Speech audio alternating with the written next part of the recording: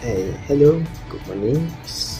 So, we are from the Landscape Architecture program, and today we'll be presenting our final project for LAN253, focusing on the role of urban design, landscape architect in holistic urban development.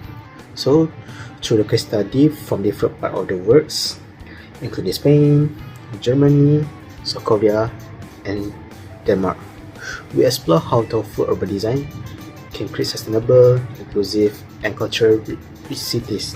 Let's begin.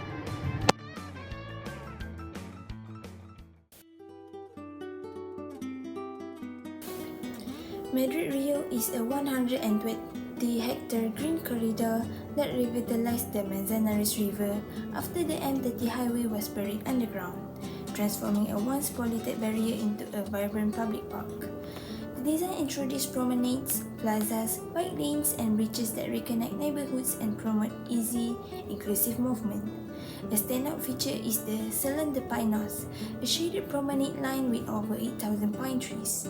The park embraces sustainability with native plants, over 43,000 trees, bioswales, permeable surfaces, and reused materials to manage water and support biodiversity. Community involvement played a key role, resulting in inclusive spaces like playgrounds, open-air gyms, cafes, and quiet corners. Historical structures such as Puente de Toledo were preserved and integrated into the design, while former industrial sites like Matadero, Madrid were repurposed into cultural spaces. Madrid-Rio stands as a powerful example of how thoughtful urban design can restore ecology, enhance social well-being, and celebrate a city's identity.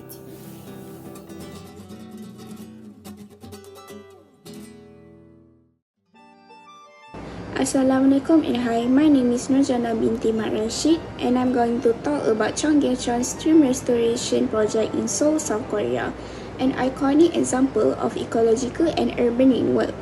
Originally a natural stream, Cheonggyecheon was buried under concrete and later topped with an elevated expressway during Korea's rapid industrialization. By the 2000s, the area was polluted and congested. That's when then Mayor Lee Myung-bak led a bold initiative to restore the stream. Completed in 2005, the project transformed 5.8 kilometers of highway into a vibrant public green corridor. The restoration reshaped Seoul urban layout by removing the expressway and introducing 22 new bridges. The project improved pedestrian connectivity and revitalized the city core. Walkway now line the stream, making the area more walkable and human-centered.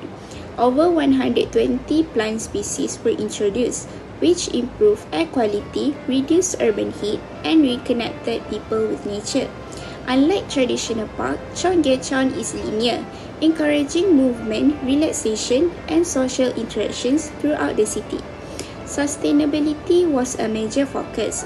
A recycled water system ensures a constant stream flow, and then a project includes flood control and pollution reduction features, like turning a degraded area into a climate resilient space. Importantly, the city actively involved the public through consultations. Today, up to 60,000 people visit daily. It supports festivals, street performance, and inclusive access for all. Culturally, the project preserved original stonework and added traditional style, bridge, and public art. It honors Seoul's heritage while embracing modern needs. To me, Cheonggyecheon is more than a restoration.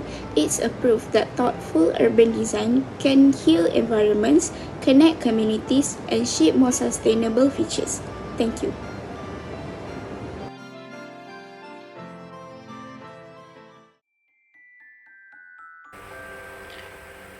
I would like to share my thought about Restad, a modern city area in Copenhagen, Denmark.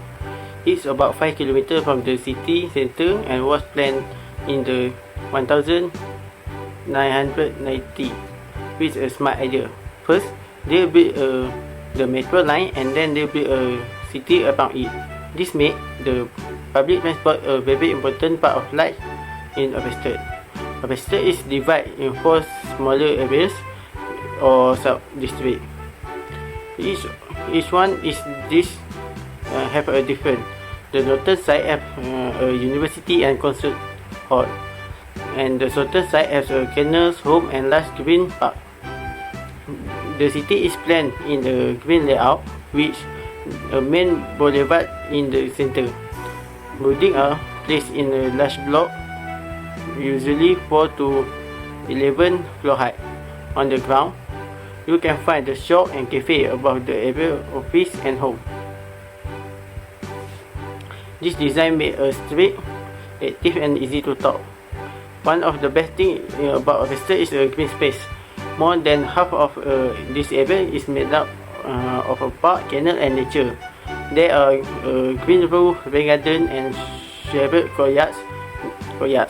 This help with rainwater or also give people place to relax and enjoy the outdoor activity. Harvester is also built to sustainable. The building use solar design, district heating, and energy saving system.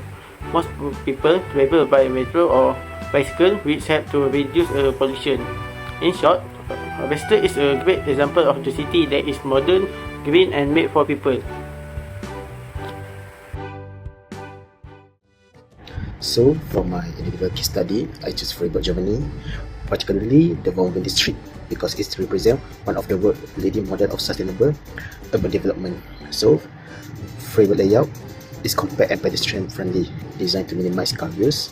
In the Wohnbau, homes, school parks, and shops are all within walking distance, and cycling and trams are prioritized over cars.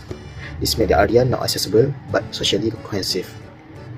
Green and open space are additionally from tree line, boulevard, and urban gardens to community parks like sea parks.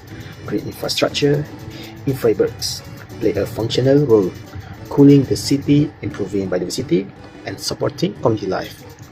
Sustainable is deeply embedded in Freiburg DNA.